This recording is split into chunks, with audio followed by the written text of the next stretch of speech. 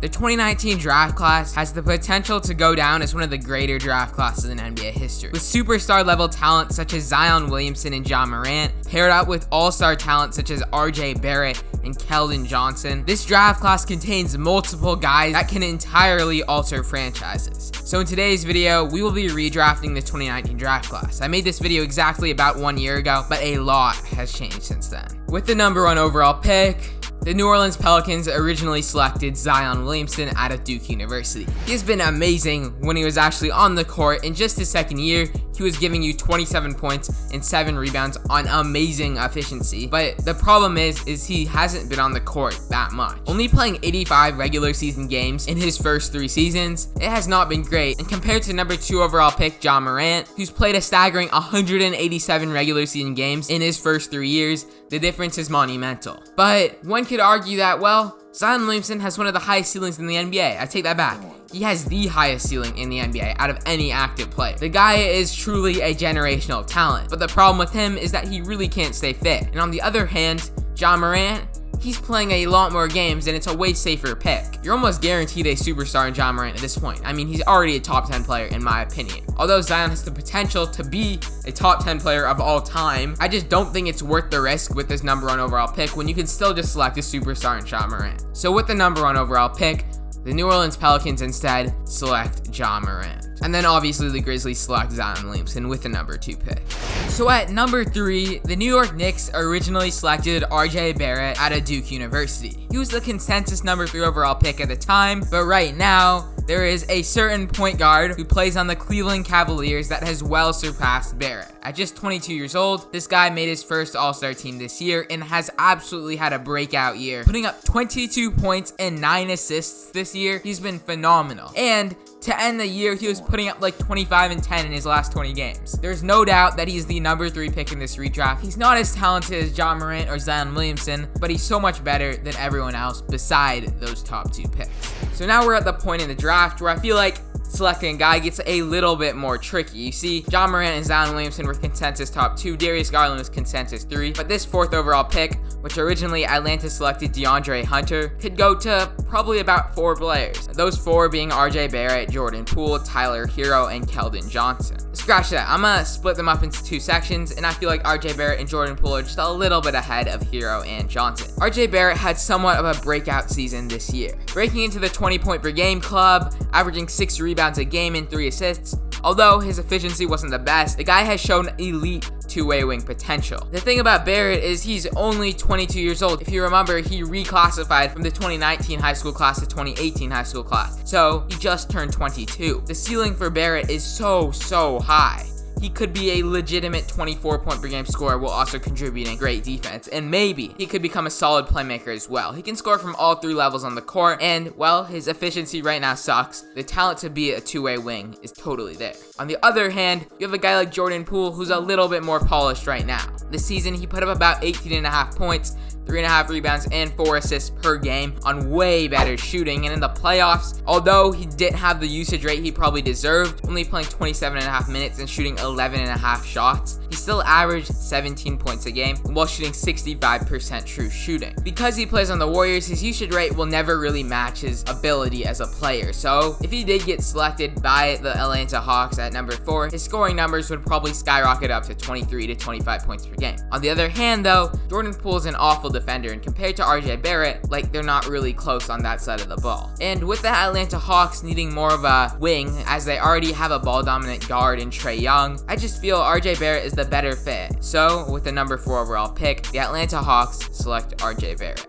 And then at number 5, the Cleveland Cavaliers, who originally selected Darius Garland, he's already off the board. They get their replacement for Garland, and they get Jordan Poole. So with the number 6 pick in the 2019 draft, the Minnesota Timberwolves originally selected Jarrett Culver. He has unfortunately turned out to be a humongous bust, but now in a redraft, they have an opportunity to select 2 young stars in the 2 guys I mentioned previously, Tyler Hero and Keldon Johnson. Keldon Johnson has had somewhat of a breakout season this year, giving you 17 points a night, 6 rebounds on 57% true shooting, also shooting 40% from beyond the arc, he has had a pretty good season. And what's even better is he improved throughout the year. In his last 20 games, he was giving you 21 points, 6.5 rebounds on solid enough shooting splits. He's also a pretty solid defender, but on the other hand, you got a guy like Tyler Hero put up 21 points, is also a 40% three-point shooter, and is a way better playmaker than Keldon, giving you 4 assists on a 21% assist percentage. His ability to facilitate and score makes him look like a future elite scorer and facilitator.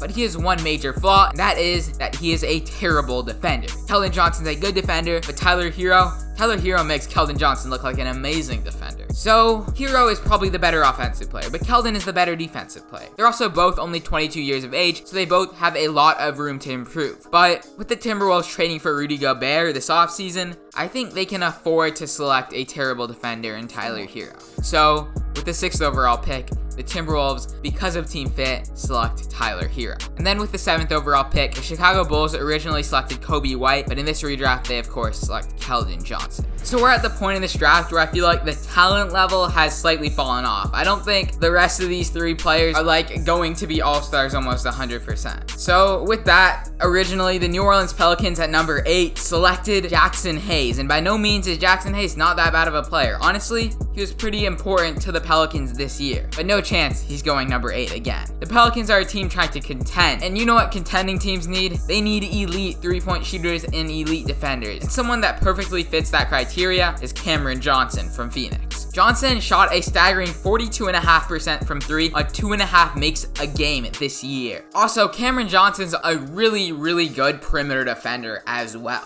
He does have his flaws. He is not a threat at all from inside the arc. He can't really drive the ball. He doesn't really have a game off the dribble, but Pelicans are not really looking for that with this 8th overall pick. I don't know how much more he's going to improve, to be honest, but with just the player we're getting right now, I mean, he's a very valuable player to a championship level team. With the number 9 pick, the Washington Wizards originally selected Rui Hachimura, who's not a bad player and can honestly make a case for deserving this, but to me, it's going to go to Kevin Porter Jr. Kevin Porter Jr. has had a pretty rough year, to say the least. After switching to the point guard position, he started off his 3rd year really rough. I mean, his numbers were on screen. The guy literally just looked lost on the court. He did not know how to play the point guard position at all. He was turning over the ball, his assist numbers were low, he was not scoring the ball, he was inefficient, he was just terrible to start the year. But I feel like as the season went on, Porter slowly grew into that point guard role. And by the end of the season, in his last 20 games, I know I'm using the last 20 games example a lot,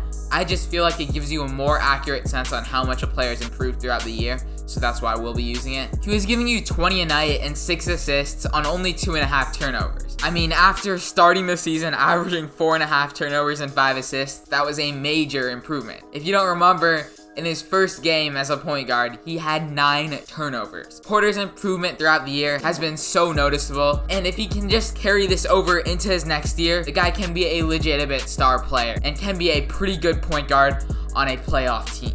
So Porter, who's leading the way for the Houston Rockets' new future, instead gets picked up by the Wizards in this redraft. With the number 10 spot, the Atlanta Hawks originally selected Cameron Reddish out of Duke University. He was a guy considered to have a really high upside, but he is kind of disappointed. In his first 3 years, he has been a negative player, unfortunately. So, the Atlanta Hawks, who traded him in the winter, won't be going back and selecting him again. Instead, they will be selecting an undrafted player, and that is Luguentz Dort. Dort, at just 23 years of age, was giving you 17 points a night, although it was on a pretty poor 54% true shooting. He's one of the better defenders in his class, and I mean, for the 10th overall pick, you're not going to get better than a guy that can score the ball at a pretty good rate and play some lockdown defense. Like, that's really good for the number 10 slot. The Atlanta Hawks, obviously not the best defensive team right now, could easily do with a two-way wing like Dort. And I mean, the scoring potential is also there with Luguentz. He's only 23 years old, and he's been improving every single year he's been in the league. I could easily see him giving you like 20 a night while playing good defense. I don't think that's all-star potential, but it's really good for a number 10 overall pick. So the Hawks select Luguentz Dort with the number 10 overall pick. That is it. We have redrafted the top 10 from the 2019 draft class. Feel free to comment down anything below in the comment section. I respond to every single comment, so I will be responding. And yeah, that is the full video, and I am out. Peace.